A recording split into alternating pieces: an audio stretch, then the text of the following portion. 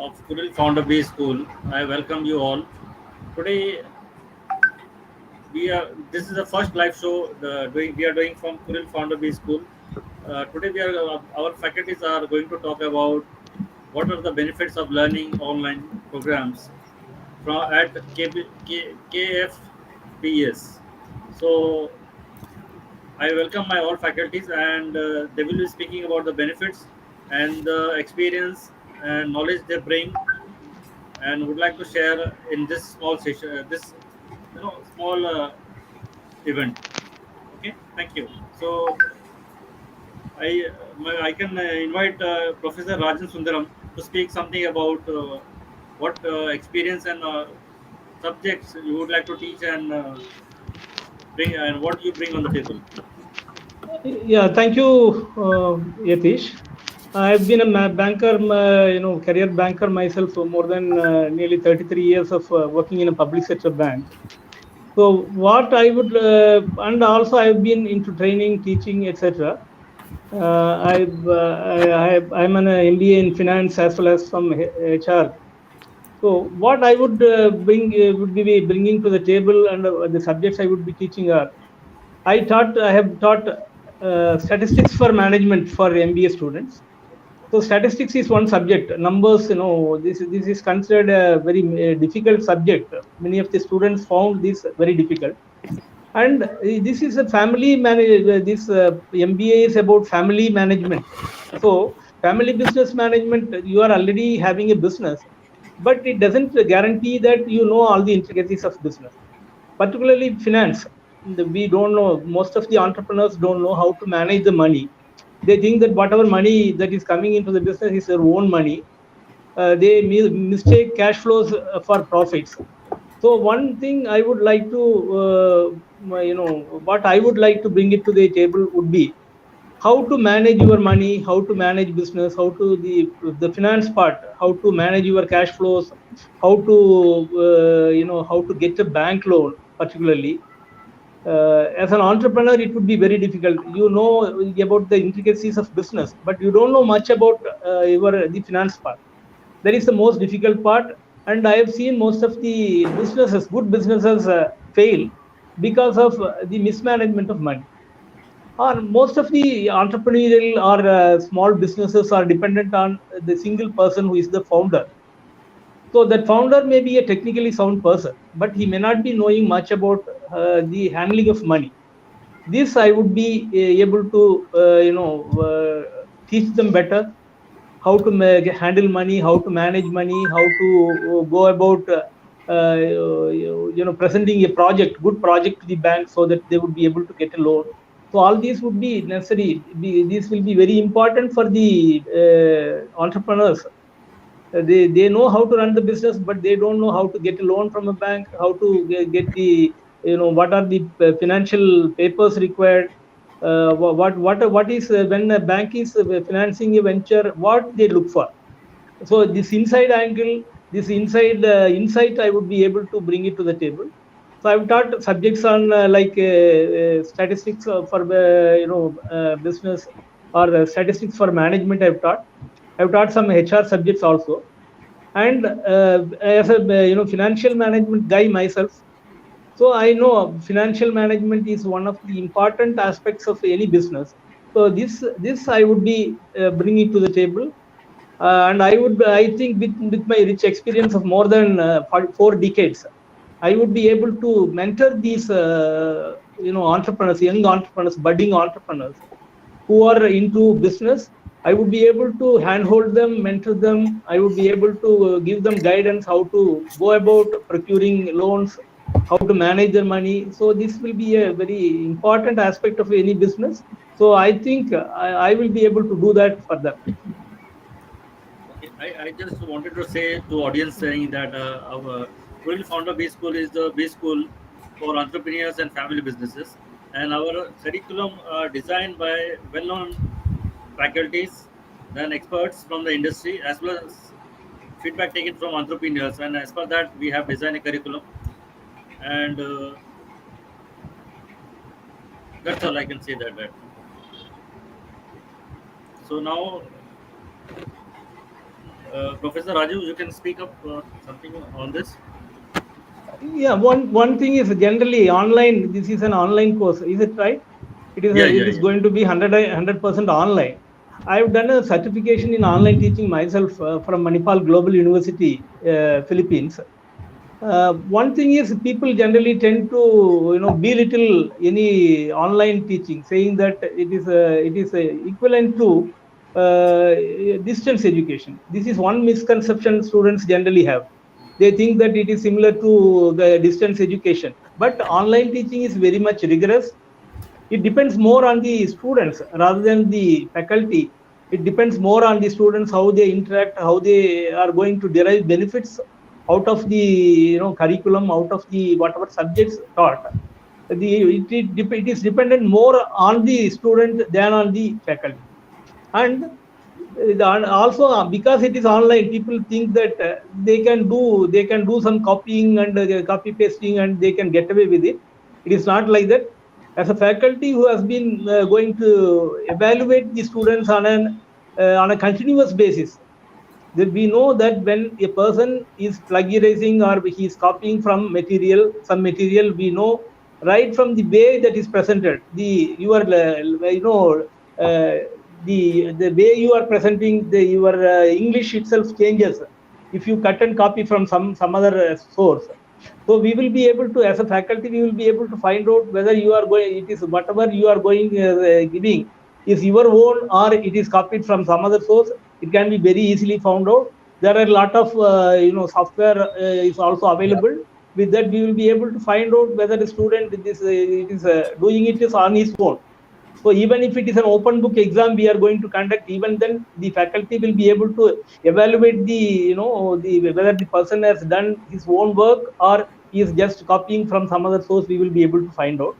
So it is more rigorous. What I want to emphasize here is online education is nothing like your distance education. It requires a lot of effort from the student as well as from the faculty. And how you are going to derive the benefit, it is all these sessions are going to be recorded, so the students have the benefit of going back again, clarifying their points, and they can come back and ask the faculty, sir, this is some doubt I have, will you be able to clarify this? So at their own pace they can study. But it doesn't mean that it is a laid back course. They don't need to do any hard work, so they can just get a degree or diploma. It is a misconception. So if any of the students have these misconceptions, please get cleared of these doubts. It is an online education, involves a lot of effort and commitment on the part of the faculty as well as yeah, the students. As faculty, we also know that online teaching involves a lot of efforts. Online teaching of 1 hour will be equal to 3-4 hours of offline teaching. So we have to constantly talk, we have to constantly interact. So the pressure is more on the both on the faculty and the student. So Sir, so now for yeah. now can Professor Raju can speak on this now. Professor Raju. Hello, Professor Yatish, can you hear me? Yeah, yeah, Yeah, we can hear. Great. yeah. Thank you very much, and a very good evening to all the esteemed faculty members and to all the audience who are live here. I strongly believe that life gives only one opportunity, and this is the opportunity. What we are talking about for all the budding family business entrepreneurs to grab onto this opportunity of where they will be really able to differentiate from being a normal business person to somebody who can really create a value statement for the entire generations to come forward. And the key catalyst in making this process is all these esteemed people who are here, who are ready to take on the efforts to ensure that we are able to transform and drive and help you achieve your goals. So essentially, a little bit about me. I've got over 25 years of experience, and I've been very fortunate in my life to not only work with large corporates, MNCs like Mahindra and Mahindra, HCL, Raymond, but also very closely with family-run businesses.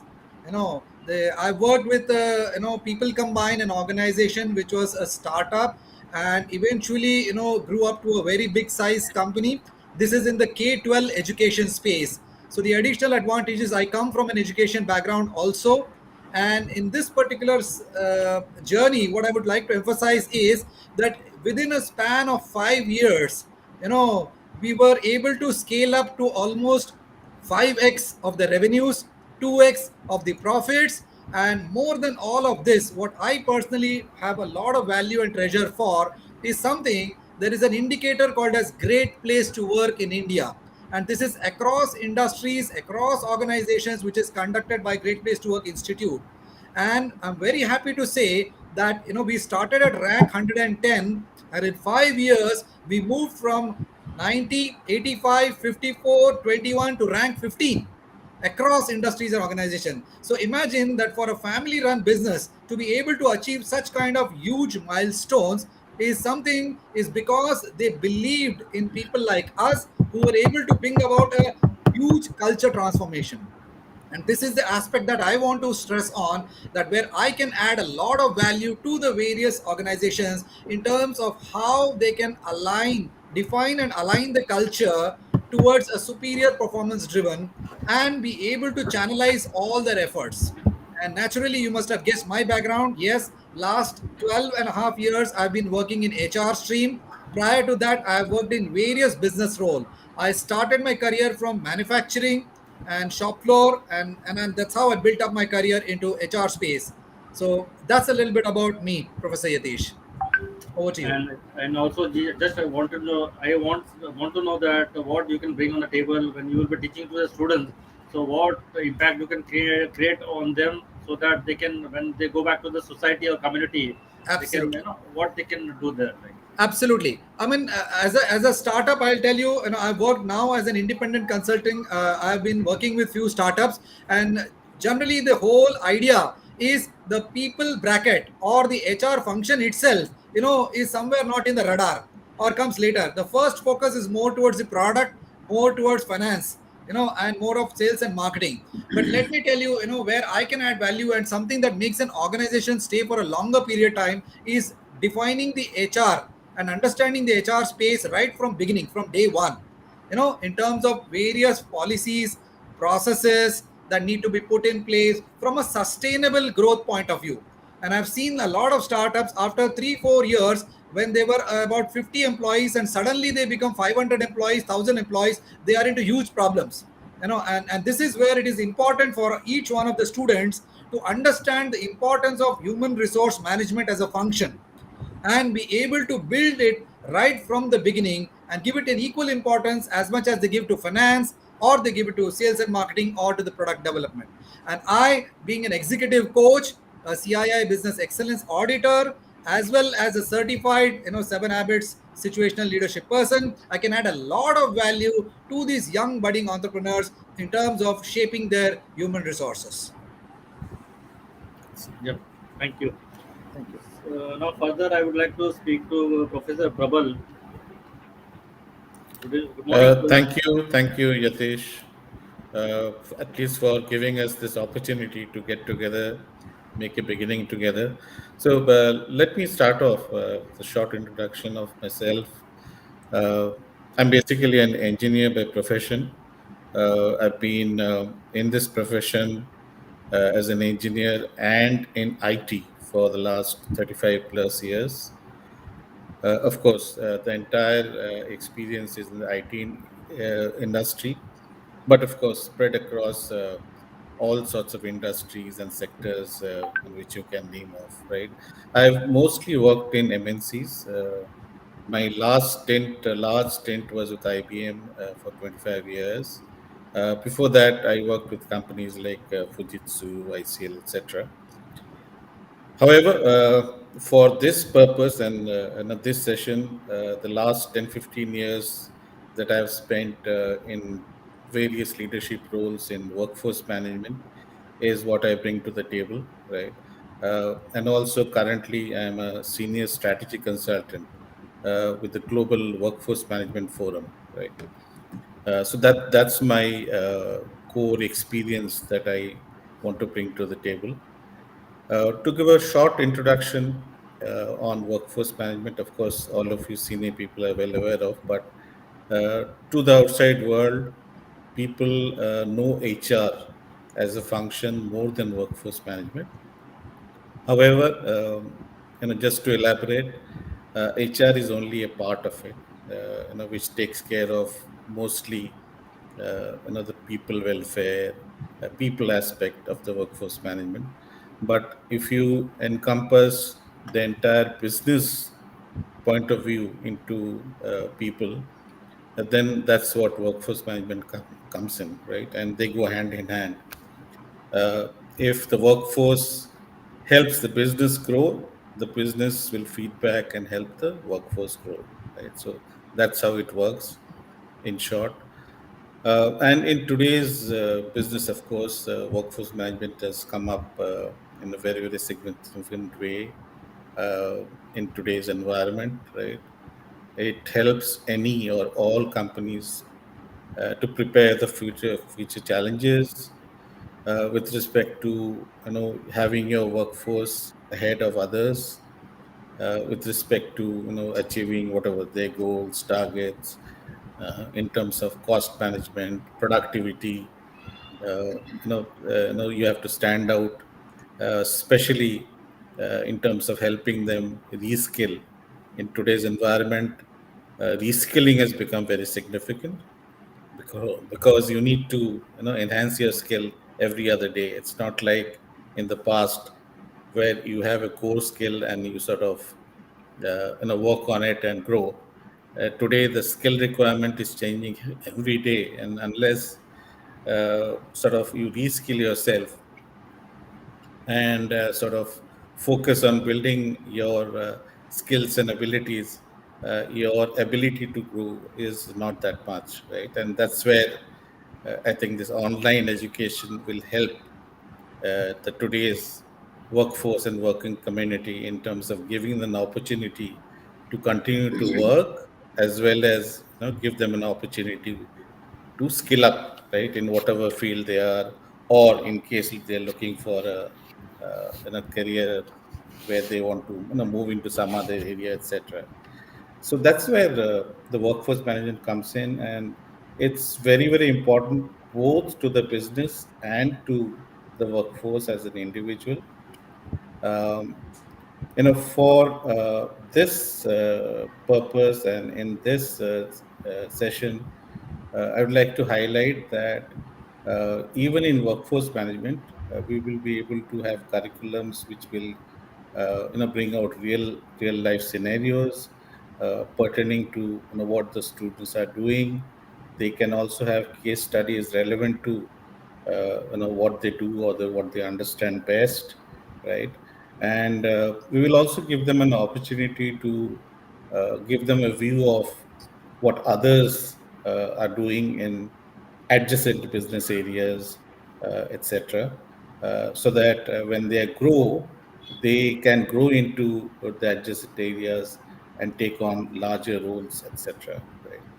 Right. So at least for the young entrepreneurs and business leaders, this sort of education will give them a very quick, easy, and convenient opportunity, right, to sort of get further educated, get the right skills, move forward in their business, and sort of there are no limits that we can set on this, right? So it's up to them to plan their education as per their career or ambitions, and grow from there. So I think for today, that's what I wanted to highlight, Yatish. Anything else you think we need to bring out here? It's okay. Thank you for your insights and your introduction. Now, Thank further, you. yeah. Now, further, I would like to invite Dr. Mahesh Ranade to speak about his experiences and research done, as well as contribution in industry as well as in academic area. Yeah, thank you, Yatish. Uh, so, just a 30-second introduction as to what helps me bring to the table what I will. Is that I've spent 30 years in industry, both very large, among the largest companies in India I have worked for, and very small, actually family oriented companies. I have worked for this entire spectrum. My corporate career of 30 years started out as a sales professional, and quickly rose through the ranks and ended up being the CEO of an organization which employed 1,200 people across India. Uh, I have held positions with Reliance, with Airtel, with ICICI Mutual Fund, etc. A large portion of my career was spent in customer operations and service delivery, and in heading large cross-functional, multilingual, multi-locational teams. Uh, One thing that I was very fortunate to be able to experience is leading very large teams of very young people, people in their teens or in their early 20s and so on. At one time, I had about a team of 3,000 people, of which the average age was 22, and they came from 16 languages, uh, and of course multicultural backgrounds. Why I'm mentioning this is because running today's business is all about managing people and managing multicultural teams and tastes and likes and predispositions. Uh, After 30 years in industry, I came into education. I started teaching. I've taught at various colleges, including Symbiosis and SPGen, etc. Typically, the subjects that I have been teaching are marketing or related subjects, HR related subjects, strategic management, and communications management, because it's extremely important. I agree with a couple of other faculties who spoke before me that, especially because our programs are targeting or are geared towards family-owned businesses and entrepreneurs. Managing people is very critical, and managing markets. If you can manage these two things, and of course making money available and its prudent use, that's what makes any enterprise tick. Uh, when I teach the youngsters, I also have been mentoring a startup for the last 3 years, and the startup has now reached a stage where they have 300 employees. I started mentoring them when they were a team of two people. Uh, Critically in marketing, whether you are selling technology or you are selling food, ultimately understanding customer psychology and how to reach that customer in the most efficient manner remains unchanged over hundreds of years. What I bring to the table is really discussing the real life challenges and situations that the students may have, or the executives or the working professionals that may have. Uh, Theoretical knowledge from the books is, of course, available to anyone. And in fact, these days, lot of knowledge is available on Google. You really don't need a faculty to get knowledge. I believe that management education is, you need a faculty not for knowing something, but you need a faculty to clarify what you know or what you have read but have found difficulty in understanding, or you find that what I have read in the book or somewhere on an online site or a resource, I'm not being able to apply it to my real life situation at work. And that's where you need the faculty. What I bring to the table, and some of the other faculties as well, is real life experience in industry of all kinds, large and small, and in various industries, and a theoretical grounding. So I think that is what. So my classes are all going to be about what happened with you at your work yesterday or today, and how could you have done it better. So let's kind of debate and discuss it. So that's one part. The other thing is that today's world is about, it's about managing youngsters. The average age of the workforce is reducing. There was a time when the average age of the workforce in India used to be 34 years. Today, the average age of India, and especially the modern businesses, is in its late teens. That's the average age of the workforce. And how do you manage this workforce, which is very ambitious? They are very productive, smart. They know probably as much about life as you do or I do.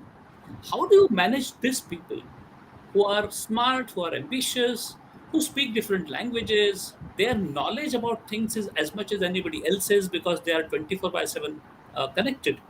And that's a great skill. And I think that is again something which requires a lot of human management aspect. And I think that's something that I would be I would be happy doing, because that's what I have not only done in my corporate career, but even today as a mentor of the startup. And the subject that I have been teaching in colleges, that's something that I would do. Specific skills. Now, I agree with Professor Rajan, who said that, look, today a lot of entrepreneurial businesses, people who have just become entrepreneurs are aspiring to become entrepreneurs, as also those businesses which are family businesses, and some youngster in his 20s or 30s joins the family business. Uh, how to handle money is something which reading books doesn't teach you. That you require practical application and day to day on the ball approach. That's one. And specific skills. So, for example, we all know that there are lots of MBAs who cannot hold an audience, who cannot make an effective presentation. So, business communications is an extremely critical area, because you may be making communication to your employees, to your staff, you may be making communication to your bankers or your investors, you may be making communications to the government, you may be making communications to the community around you. Communication is a comprehensive area which, especially in today's times, which is multicultural and dynamic, can determine the success of a manager. That's another area which is very close to my heart, and it's extremely relevant, and is what I would bring to the table. So, the sum and substance is that, really speaking, online education, especially where a faculty is available to a student, the differentiator here is that you can talk to me or talk to the rest the other faculties here about your real life case studies, and not really the case studies which are published by Harvard Business School, because they may not be relevant to your business. And I think that discussing that real life situation and relating it to the management practices is something that I would be very happy doing, and I think that would be one of the things that I would be bringing to the table. Thank you. Yeah. Thank you, Dr. Mahesh. Now, further, I would like to invite Professor Bipin Kumar Shah to talk about his experiences and education background, and what he brings on the table, and how he can create a value in student's life, and where he can go and go back to his to his business and create some value. So, Professor Bipin Kumar. Pranams, pranams to everyone. Uh, I have nearly 42 years of experience working for oil major in India, Bharat Petroleum. And one of the philosophies what we practiced in the company was people above oil, means people above business. And as our principal, Shell used to always tell invest in people. I think Professor Prabal, Professor Rajiv Chari, Dr. Mahesh ji has clearly mentioned that you have to invest in people if you want to be successful in the business. My 42-year experience encompasses I started my career in materials management, put at 20 years of handling various procurement activities, both national, international, and local. So that is what I am going to bring to table. What is public procurement policy, which is bought by Government of India for MSMEs and family entrepreneurs, and retailing, of course, petrol retailing, but I can connect it with the retailing chains like merchandising management, brand management to a greater extent, how to manage a brand, how to develop a brand, and more so corporate governance, what is the basic rules for any business, and RTI Act, how the RTI Act best can be used for your business within India. I was a ex CPIO for BPCL, Central Public Information Officer. So what is the information entrepreneur or a startup can get from the government regarding some schemes where they are stuck up, how to get the information, how to interact, and of course Dr. Maheshji has very well mentioned communication is the key area in any business. In any business, that is what I have learned. Being a corporate coach within the company and teaching students and mentoring them, I have nearly 19 projects, which is done with the help of various subordinates in the process development. Meaning, if something is happening in the company, a newcomer, fresher comes to know immediately what is going wrong, what is the improvement to be brought. So those 19 projects are still with me in my mind. which can be shared as a case study which is based in India. And of course, my real life case studies on ethics, corporate governance, on frauds will be the part of the table where I would like to share with the students. And of course, what I feel basically what we are going to teach to the students, learning from the esteemed faculty, is ethical management of your business. Like great organizations like Tata's, Infosys, Reliance, they have grown ethically in their business. So it's our duty to teach the ethics to the youngsters who are joining the business today. I've done my MBA from University of Wales, specialization in international business. Currently, I'm doing my doctorate, and my area of research is I'm writing my dissertation, that is thesis, from fossil fuel to e-vehicles, which is a current reality and a burning issue not only for India, for the entire universe. So this is where, and finally, what I would like to say without taking much time, of course, in corporate governance, I would like to add one more thing. It is patent and trademarks for your business. If you're inventing something new, how to safeguard your product, your services, what are the loopholes if you don't if you are done a patent, what are the loopholes where your competitors can take over from your business or a product? That case studies also can be discussed. And finally, to the students and the budding entrepreneurs who are there to join this online learning, I would just like to share adage from our father of the nation: be the change you want to be. And finally, how it helps. I myself, I am doing my doctorate through online program for last 3 years, and what I found, it is to be much more advantageous because the classes are, though virtual, are interactive. And from these classes and from my group, we have made very good friends where we exchange the notes. And as Dr. Rajan has told, there are a lot of tools available where some of my colleagues were caught doing plagiarism. So that sword is always there on the student's head.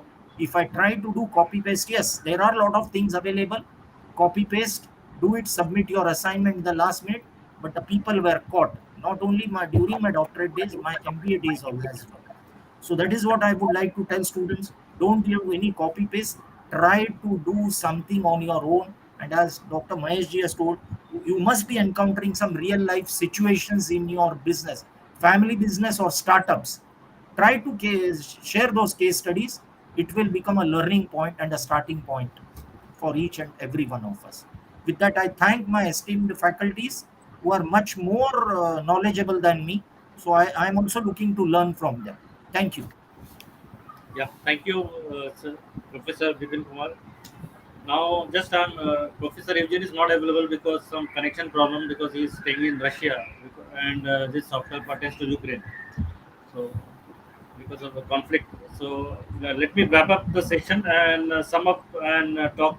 We talk about some points like summary. I will just speak up about a summary of this. Advantages of online learning. We I think so. We spoke about flexibility, where students can learn as per the time available to them and go at their pace. Secondly, reduce cost. Reduce cost because doing traditional learning and doing online learning is different, and it doing online learning you always save the money. And the third point is more free time. You have more free time to learn and more free time to spend with time with your family as well as network with your friends. Then it also in online learning, if you have time, then it also increases course variety, where you can visit our website and go for another course. And career advancement opportunity is also available to the people who are working and would like to advance their knowledge for promotion or some in business area. They can go for this kind of subjects and join the course. Then it also increases collaboration with your students when you are doing online course, because we have groups where in the group you can participate, collaborate, and talk to them and understand if you have any kind of difficulties in the subject area. Also, in collaboration, faculties are available with you where they can mentor you and solve your queries, as well as Next is personalized education is also available. Since you are doing online course, so if you have any doubts, faculties are available to talk to you one to one and solve your queries. And next one topic is enhanced time management skills. During the course program, you will be getting an assignment where you are given a stipulated time where you have to complete everything on specific time, which give you, it gives you to work on specific time and complete your assignments. So this will help you to do job on time. Then immediate feedback is also available when you do something.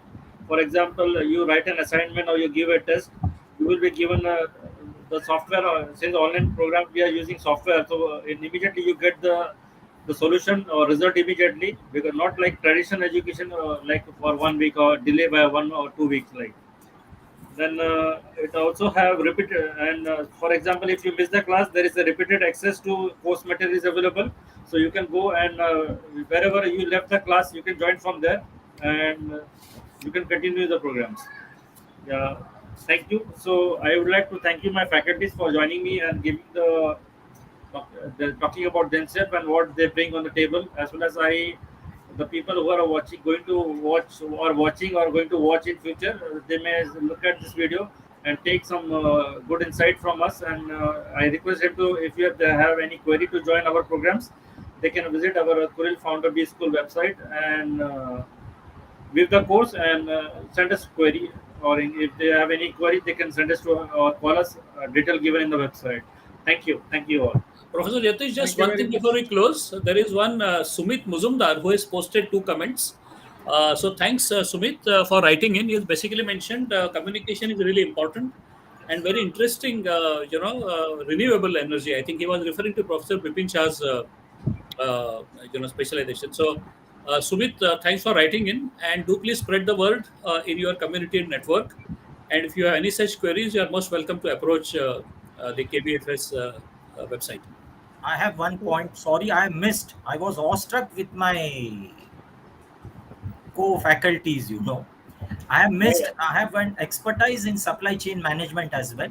So that area also we can touch upon if the course permits. So okay. Sure, sure, Thank sure. you very Thank you. much, everybody. Thank Thank you. you, Thanks very Have thank a you, much. nice thank you day. so much. Thank you for Thank thanks for the opportunity. Thank you. you. Have a nice Thanks, day. Yatish Thanks and ji. best of luck to everyone.